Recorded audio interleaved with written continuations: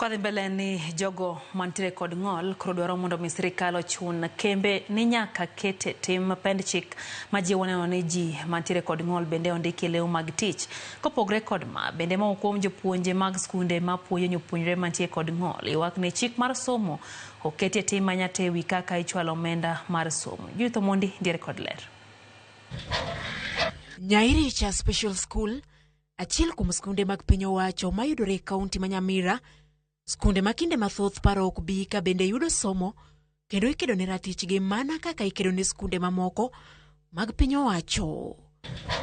Gedo gi oko nenore maler kendo kata mana gi iye kombe bet nenore ni nitie rang'iny maber ka ipimo kod skunde mamoko mag piny owacho. Kata kamano nitie ma opondo ma ok ding'e mana ka opimni.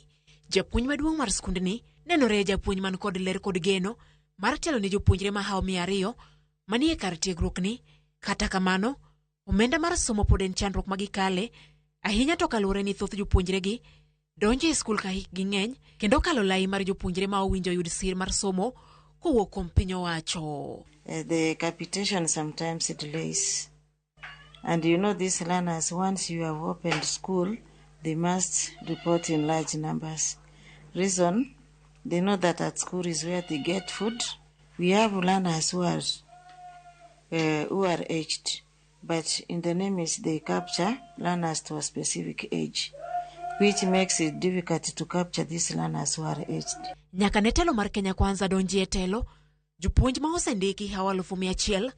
Kata kamano, ler pod ok owuokie e kwan mar jopuonje ma itero e skunde mag piny owacho man kod jopuonjre man gi ng'ol ma opogore opogore. Like 7 teachers in a school which is having 131 learners. These learners, like the autism class, we are supposed to have a teacher one-on-one with a learner.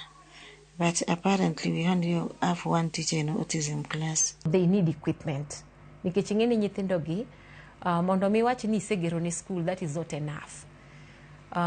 Gidwaro assistive devices manyalo konyo gi, maybe gik moko kaka wheelchairs, gidwaro brails, gidwaro so many things. E pend chik manyien mar jogo man kod ng'ol ma jatend piny William Ruto nyicha ochuo wiye ko kedo mar 5 higani, nitie dwaro mondo mi kambi ka kambi mamiyo ji tije owinjo mi ji man kod ng'ol thuolo mar 5%. Bende oyango ni onge jal man gi ng'ol ma owinjo tuon somo e rang'iny moro amora. Pend chikno bende olero malong'o kaka owinjo ber gedo e yore duto mondo mi jogi oyud tich mayot.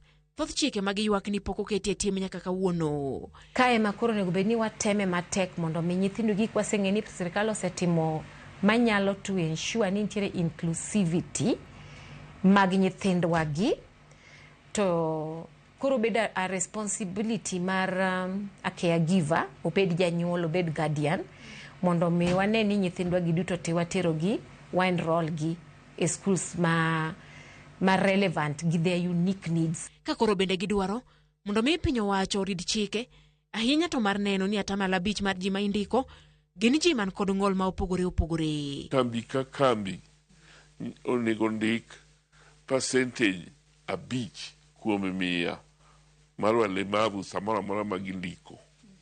Shida ma yande wan go ni ji matin manosomo. To sani indi yudo ka walemavu go be sani koro satemo somo. Dwarore ni mondo sirikal otem matek mondo neni kembe ka kembe timo enforcement. Chike gi ne osechuo wiye kogno kendo koro duol ma ochung' ne kedo ne ratiro mag ji man gi ng'ol loso kaka ibiro lugi kata ketgi e tim. Judith Omondi, Ramogi TV. Johando tende kod ba dwaro mondo mi piny owacho mamalo kod mano mar counties oketnegi lwasi maber matimo ohala. Giywago omenda mamalo mag lesen rem matend county echo kod taka seche mowinjore. Johala go kutane kod Alfred Mudezi wacho ni ne gisechwalo ywak gi ne tend county ya Migori kendo gigeno yudo lokruok. It is good we know each other in that because I don't remember, because kila moja atalea kile hata hao tupunguziwe ma licenses, mambo kama garbage collectors, watu hao watukuja watoe matakataka kwa mahoteli zetu.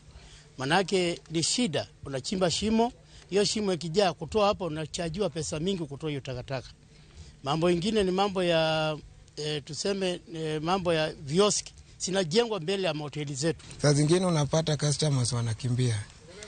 Ni bagani utarudi tena penye mapolisi wanakuja kushika watu. Waongege taya mamenyo kunde mabende watime